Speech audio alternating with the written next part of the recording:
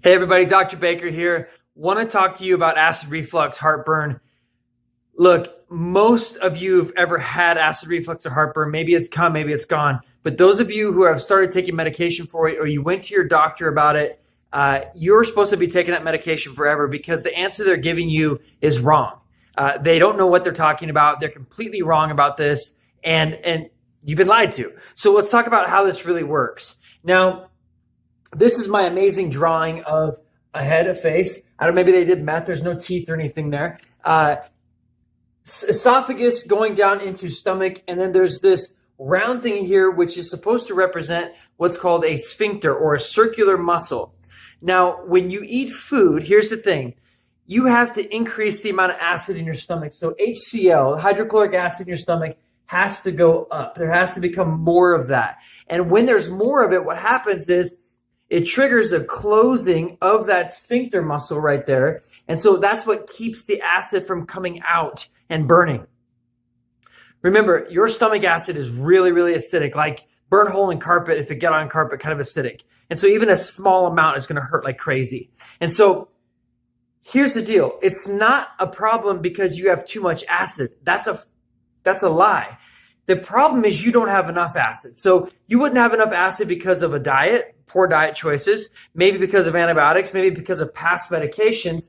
But here's the deal. If you don't have enough acid in your stomach, if that hydrochloric acid does not go up enough in order to trigger that closing, then what if instead of being closed, you have just this little teeny tiny opening, enough for a little bit of this acid to get out? You have acid reflux. Now, you go to your medical doctor, the genius is going to tell you, oh, well, you need some Tums, you need some Pepcid AC, you need some sort of drug in order to drive the amount of acid down. Now, you might already be starting to see the problem here. You keep making the acid go down.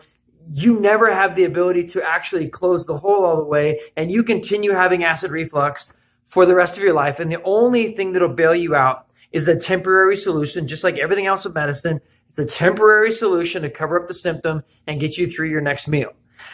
Now, what if we talk about actually increasing the amount of acid? Whoa, wait a second, what? Yeah. Patients in my office that have acid reflux that's getting better, and you may think that's a crazy testimony, but you can call my patients liars if you want. They're getting better because of a few things. Number one is we're checking for subluxation. Anytime that there's vertebrae in the spine that are stuck and don't move, that's called a subluxation. That creates interference, pressure on the nervous system. When there's pressure on the nerves that go to your stomach and esophagus, yes, those organs will function at a lower level. Yes, you're more likely to have symptoms. And so as I start to adjust people, even if we don't even do what I'm about to talk to you about, they start having better and better or less and less acid reflux. But here's the thing. You can actually take digestive enzymes. You can actually take hydrochloric acid. You actually put more acid into your body. And when you do that, you start to increase the amount of acid, and therefore you make it more likely to be able to close that hole.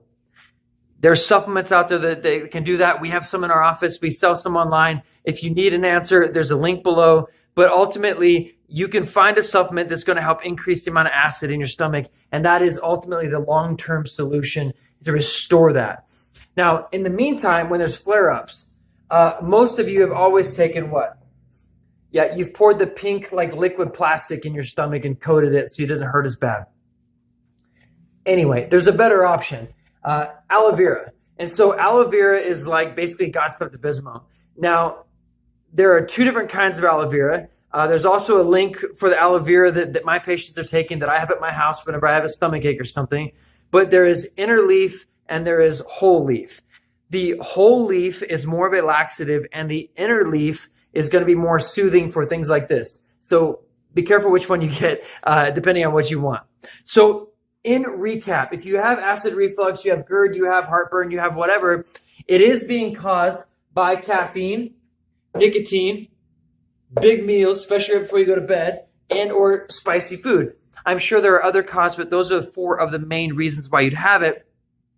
And the number one reason why you have it that no one's talking to you about, especially your doctor, is you do not have enough stomach acid. And so action plan, change your nutrition, cut out the things that are causing it. Maybe don't smoke or chew. Just ideas, I don't know. Increase the amount of acid with digestive enzymes and the right supplements. Use aloe vera in order to mask the pain and soothe it and get through it. Liquid aloe vera. We're not talking about the stuff you rub on your skin for a sunburn. It is different. And then get your spine adjusted so your body will heal and function at a higher level. If you want to get rid of heartburn, stop reducing the amount of acid. You don't have too much acid. You have not enough acid.